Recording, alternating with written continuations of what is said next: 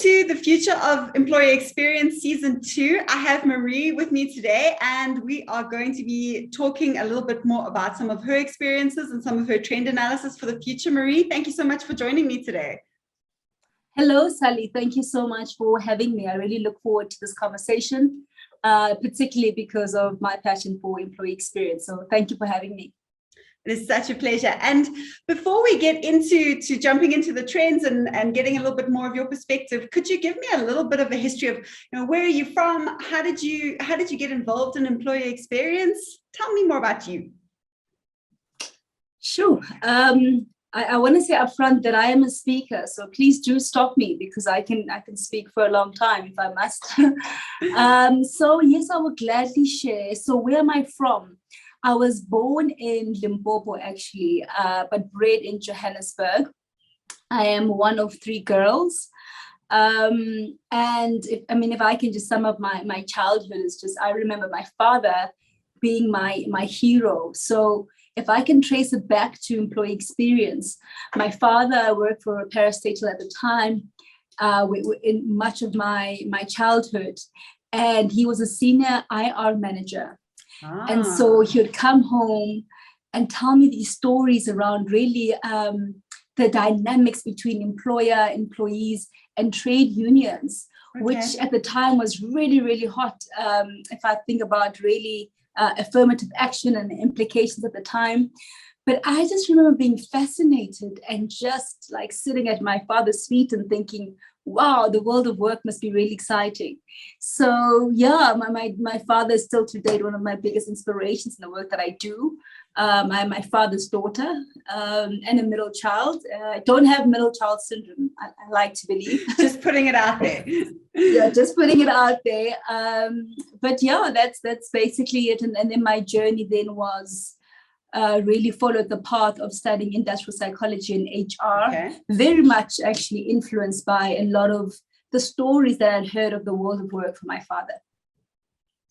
Amazing. And then a little bit, you are now the founder and CEO. How did you end up starting your own company? Could you tell me a little bit about that?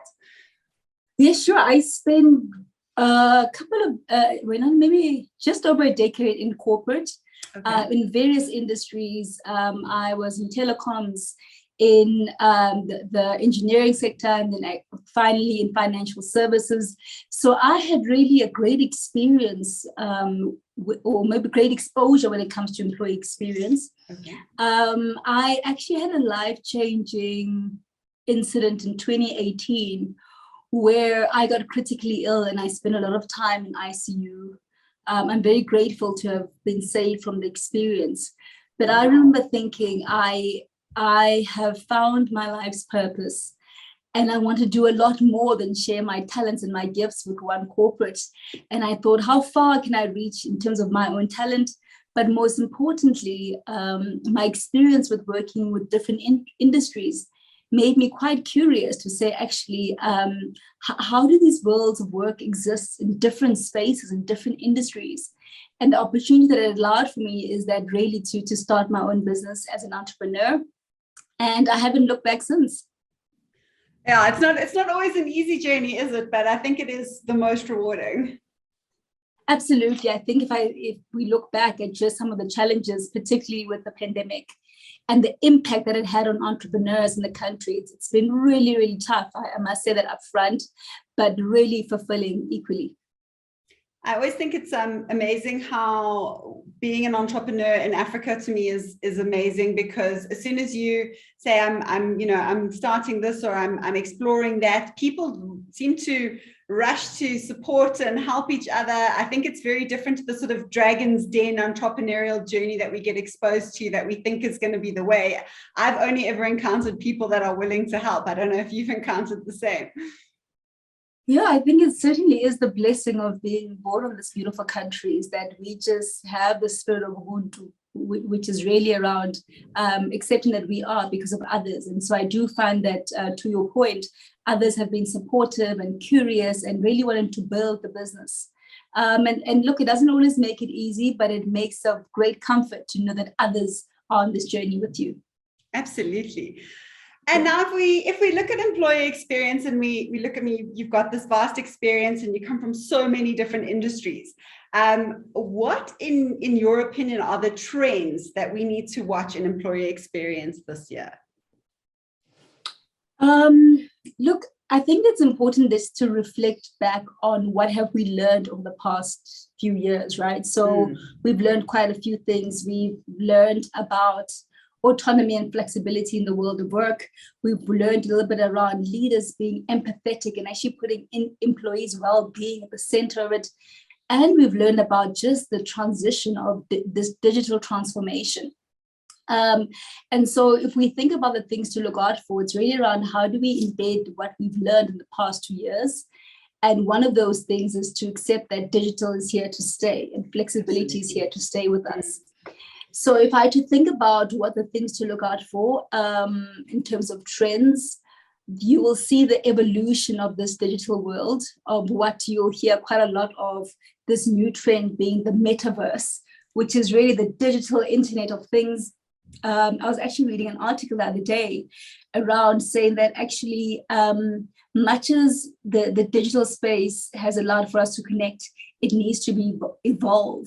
And if we think about the metaverse, it's really around saying, how do people exist in a digital world? So by that, I mean, Sally, just imagine being in meetings where actually employees can be in a space where they can interact digitally, almost move around in the same room.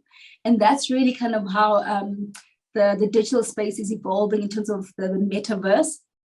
Then the second one is, right now, I think there's this massive skills gap where employers are saying, like, what is the gap that employees have? How do we upskill them? How do we make sure that we cross-skill? How do we not focus on not just roles that we need, but really the skills that we need? So we'll see really an increase in continuous learning and development when it comes to employee experience. But I think more importantly, that it's not as much driven by the employer than it is about the employee. I think that the past 2 years has allowed for employees to look back and say, actually, how do I want to work in a way that best suits me? And I think learning will be the same, where people will say, if I want to exist in this gig economy, how do I continuously upskill myself in a way that typically was not in the boundary of a specific role? So I think learning is going to be a key one.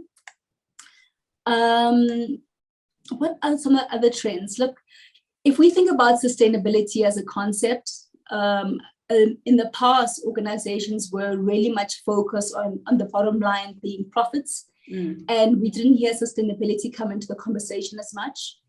And more than ever, the trends to look out for is employees really being driven to brands that are focused on sustainable development goals. You'll see a lot more conversation around ECG. And actually the Health Organization research shows that companies that prioritize sustainability are more likely to be considered great places of work. So if I think about key trends, it's the metaverse, continuous learning, and definitely sustainability. So a question on that. So, I mean, if we had to look forward a little bit, do you think that it would be advisable to companies to look at having a large library of sort of just-in-time learning or just-in-time learning resources available to employees to enhance that employee experience?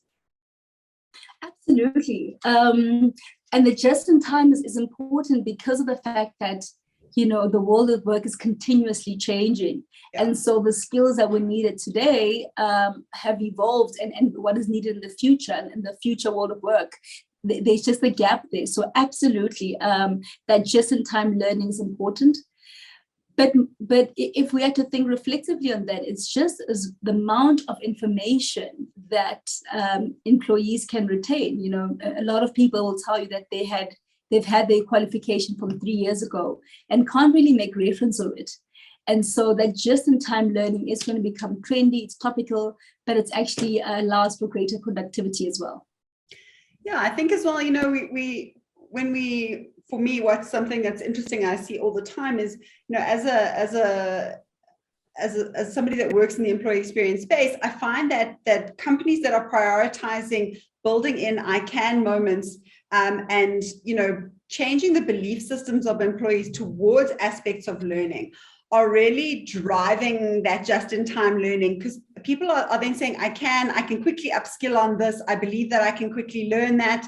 And they're actually progressing really fast. So that's where you get that sort of same faces, new places happening all the time, where they're actually being able to grow talent within the business rather than continually bringing people in. And I think that that's really important at the moment, you know.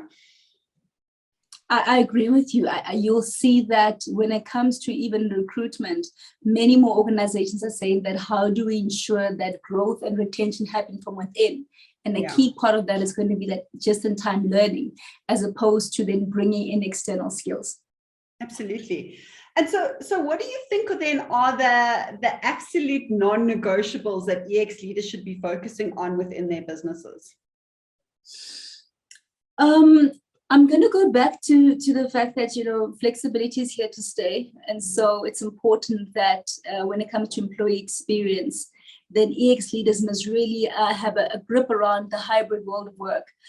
And I say that, and it's something that for me, it's quite static, it's dynamic, it's continuously evolving in shape and changing.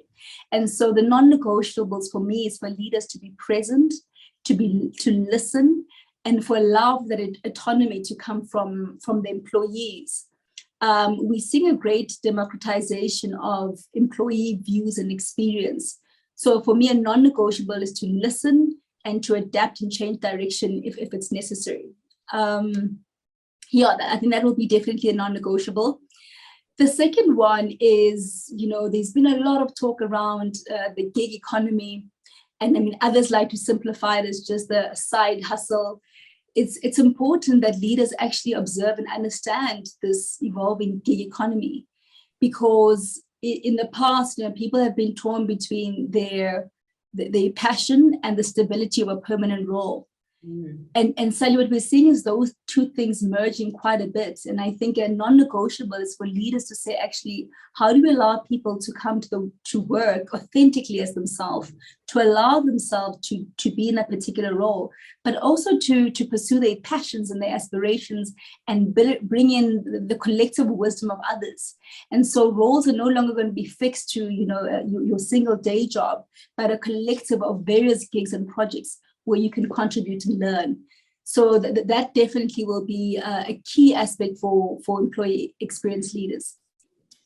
I think that's really interesting. And I think it's very valid because, you know, even if you look at the practical aspects of that, you know, if you want to focus on things like budgeting within your business unit, or you want to have a look at how the business is performing and translate that, people that are running their own side hustle or side gig are going to understand and be able to take the concept on board of what you're trying to do from a budgeting perspective, because they do that within now their own side hustle or business. So I think that you're going to be able to see that people pick up the responsibilities within their sort of day job more readily, because they understand the nuts and bolts of running a company and, you know, potentially paying a salary or something. You know, I think that there's huge benefit to companies expanding their mindsets around that. That's practically will have an impact on how people operate within the business. Yeah, I agree with you 100%, because, you know, that entrepreneurial spirit and that flair, people automatically are transferred to the existing roles.